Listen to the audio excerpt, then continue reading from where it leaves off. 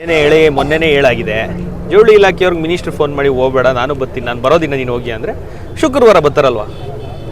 ಇವಾಗ ನನಗಷ್ಟು ಅಧಿಕಾರ ಇಲ್ಲ ರೀ, ನಾನೊಬ್ಬ MLA. ನನ್ನ ಹಕ್ಕಿಗೆ ಚ್ಯುತಿ ತರಂಗಿಲ್ಲ. ನನ್ನ ಶಾಸಕರ ಪ್ರದೇಶಾಭಿವೃದ್ಧಿ ನಿಧಿಯಲ್ಲಿ ನಾನು ಮಾಡ್ತಾಯಿದ್ದೀನಿ. ಅರ್ಥ ಆಯ್ತಾ? ನಗರಸಭೆ ಅಧ್ಯಕ್ಷರಿಗೆ, ಉಪಾಧ್ಯಕ್ಷರಿಗೆ, ಸ್ಟ್ಯಾಂಡಿಂಗ್ ಕಮಿಟಿ ಮತ್ತು ಈ ವಾರ್ಡಿನ ಸದಸ್ಯರು ಇಷ್ಟು ಜನಕ್ಕೆ ತಿಳಿಸೋದು ನನ್ನ ಕರ್ತವ್ಯ, ತಿಳಿಸಿದ್ದೀನಿ. ಜವಳಿ ಇಲಾಖೆಗೆ ತಿಳಿಸೋದು ನನ್ನ ಕರ್ತವ್ಯ. ಒತ್ತುವರಿ ಆಗಿರೋ ಭೂಮಿ ಬಿಡ್ಸೋಕ್ಕೆ ಯಾರಿಗೂ ಇಲ್ಲ ಜವಳಿ ಇಲಾಖೆಯವ್ರಿಗೆ. ಅದಕ್ಕೆ ನಾವೇ ಬರ್ಬೇಕು, ಸ್ಥಳೀಯರು ನಾವೇ ಬರ್ಬೇಕು, ರಾಜಕಾರಣಿಗಳು.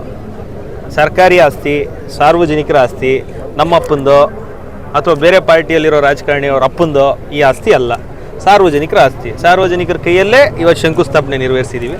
ನೇಕಾರ ಮುಖಂಡರೇ ಇವತ್ತು ಶಂಕುಸ್ಥಾಪನೆ ನೆರವೇರಿಸಿದ್ದಾರೆ.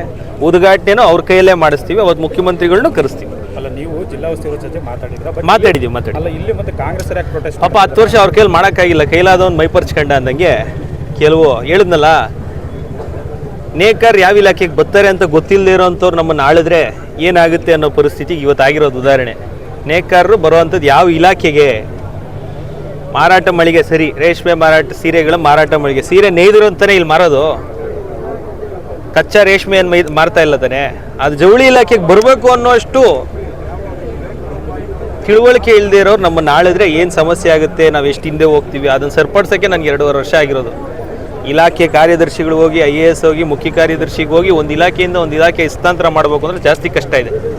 ರೆವೆನ್ಯೂಯಿಂದ ಬೇರೆ ಇಲಾಖೆ ಹೋಗಬೇಕು ಅಂದರೆ DC ಕೈಯಲ್ಲೇ ಆಗುತ್ತೆ. ಅಪ್ ಟು 10 acres, 9 acre 38 ಗುಂಟವರೆಗೂ. ಇದು 10 ಗುಂಟೆ ಮಾಡ್ಸೋಕ್ಕೆ ಎಷ್ಟು ಶ್ರಮ ಪಟ್ಟಿದ್ದೀವಿ. ಇಡೀ ರಾಜ್ಯದಲ್ಲಿ ಮೊದಲನೇ ಬಾರಿ ಇದು ಹೇಳ್ತೀನಿ, ತಾವು ದಯವಿಟ್ಟು ಮಾಧ್ಯಮದವ್ರು ಇವತ್ತೇ ರೆಕಾರ್ಡ್ ಮಾಡ್ಕೊಳ್ಳಿ. 7/1/2026 ಕುರುಬರಳ್ಳಿ ರಸ್ತೆಯಲ್ಲಿ ರೇಷ್ಮೆ ಇಲಾಖೆಯಲ್ಲಿರೋ ಜಾಗ ಎಲ್ಲೂ ಆಗಿಲ್ಲ. 2 ಎಕರೆ ಟ್ರಾನ್ಸ್ಫರ್ ಮಾಡಿಸಿದ್ದೀವಿ ಜವಳಿ ಇಲಾಖೆಗೆ. ಇಡೀ ರಾಜ್ಯದಲ್ಲಿ ಎಲ್ಲೂ ಆಗಿಲ್ಲ. ಇಡೀ ರಾಜ್ಯದಲ್ಲಿ ಬೆಳಗಾಂ ಆಗ್ಬೋದು, ಬಾಗಲಕೋಟೆ ಆಗ್ಬೋದು, ಎಲ್ಲಾದರೂ ತಗೊಳ್ಳಿ, ಎಲ್ಲೂ ನೇಕಾರರಿಗೆ ಉತ್ತಮವಾದಂಥ ಒಂದು ಭವನ ಇವತ್ತಿಗೂ ಇಲ್ಲ.